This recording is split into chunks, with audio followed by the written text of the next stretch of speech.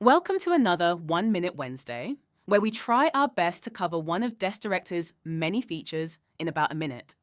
I'm Patrice Clark, and in this video, we learn how to manage a service agent's profile. I'll be joined by Ryan Kendrick, who will guide you through the details. Let's get started. Over to you, Ryan. Thank you, Patrice. Hi, I'm Ryan. Thanks for joining me. Let's dive straight in. An agent's profile is easy to update in the admin portal. Head to the Tech tab, click the Agents heading, and select the agent. The agent's profile page displays a summary of their details. Click the three-dot menu and select Edit to update their name, email address, tags, and role. To change the profile picture, click the Edit button and follow the prompts.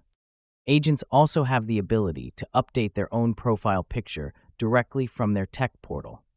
They can do this by clicking the Settings tab and then on their name. From there, they simply click the existing profile image and use the file uploader to choose a new one. That is all there is to it. Easy.